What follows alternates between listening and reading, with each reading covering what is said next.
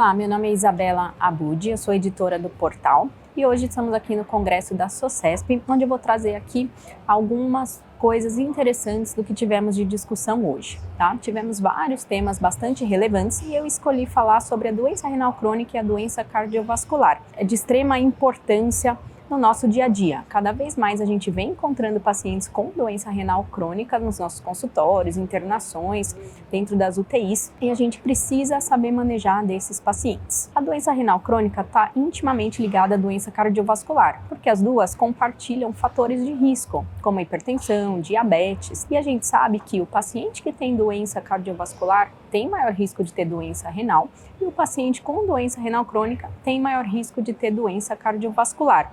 Uma aumenta a chance da outra e quando uma descompensa, também ocorre uma maior chance de a outra descompensar. Uma das principais complicações da doença renal crônica no paciente é a doença aterosclerótica. Então esses pacientes costumam ter alta probabilidade de ter doença cardiovascular aterosclerótica, formação de placas que podem se manifestar da forma crônica, podem se romper, ocasionando infarto agudo do miocárdio. E esses pacientes têm diversas peculiaridades no manejo nas duas situações.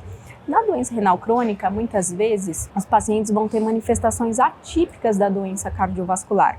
Então, eles vão ter uma dor atípica, vão ter um equivalente isquêmico como uma dispneia, às vezes só uma tontura, mal-estar, não vão ter aquela dor anginosa característica. E a gente precisa saber reconhecer esses sintomas e fazer uma investigação adequada. Além disso, esses pacientes têm maior ocorrência de insuficiência cardíaca, maior ocorrência de fibrilação atrial e tudo isso pode se manifestar aí de forma um pouquinho diferente do que a gente está acostumado.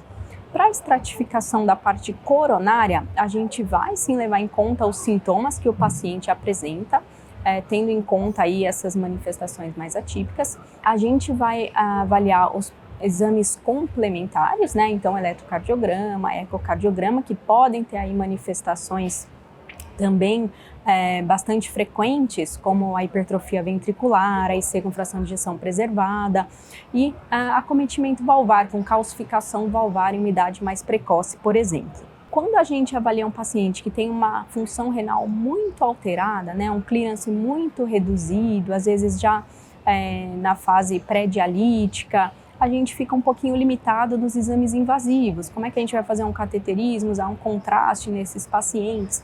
E aí a gente acaba lançando mão dos exames não invasivos, como a cintilografia e o ecoestresse, que podem ser de grande auxílio e vão me mostrar ali se o paciente tem isquemia ou não, tá? O manejo vai ser igual dos outros pacientes. A gente vai investigar a doença e assim que diagnosticada a gente vai tratar da mesma forma.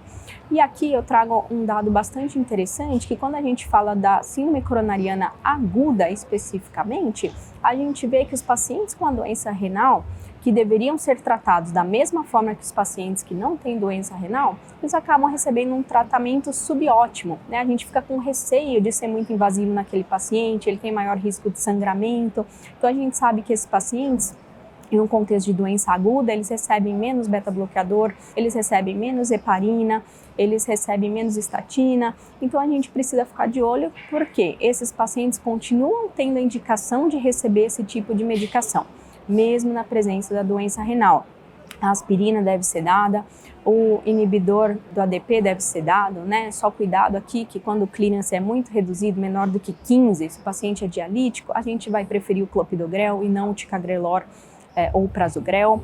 A heparina deve ser dada preferência para a heparina não fracionada e quando eu optar pela enoxaparina nos pacientes não dialíticos, eu preciso ver se eu preciso corrigir a dose. Então esses cuidados devem ser feitos, devem ser tomados da forma adequada, mas eu não posso deixar de dar o tratamento adequado para o meu paciente.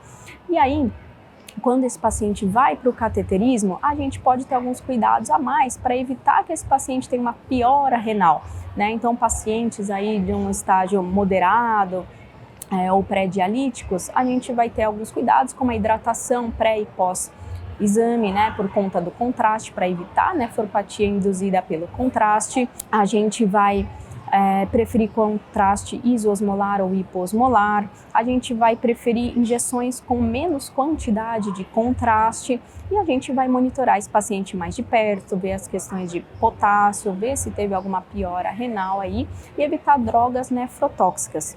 E como esse é um tema bastante extenso, né, vou só dar uma pincelada aqui no paciente em avaliação para transplante renal. Um paciente dialítico, né, que está sendo avaliado para transplante, ele tem alta probabilidade de ter doença coronária e a gente precisa de uma avaliação muito cuidadosa. Existem alguns protocolos que nos auxiliam e geralmente a gente leva em conta 3 fatores principais de risco para doença cardiovascular: a idade maior que 50 anos, a presença ou não de diabetes e a presença ou não de doença cardiovascular estabelecida.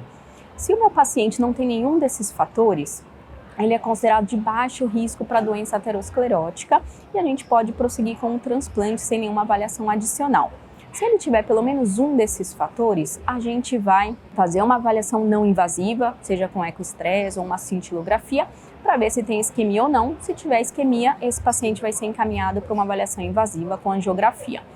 Caso esse paciente tenha 2 desses fatores, ele vai ser encaminhado diretamente para a angiografia para a gente avaliar a presença de doença coronária. E aí o tratamento vai depender do que a gente encontrar e deve seguir as diretrizes para o tratamento da doença coronária crônica, tá? Então a gente não vai indicar nenhuma intervenção com o objetivo de reduzir isoladamente desfechos do pós-transplante, porque a gente sabe que a intervenção não reduz desfecho, a não ser que o paciente tenha uma indicação pela própria característica da doença que ele tem, né? Uma fração de ejeção reduzida ou uma anatomia de muito risco, tá? Então, sempre pensar nisso e levando em conta que esse paciente está aguardando aí um transplante. Então, a gente não quer fazer nenhuma intervenção que vá postergar ainda mais a chance desse paciente receber o rim novo. Bom, é isso, pessoal. Continuem de olho nos nossos canais.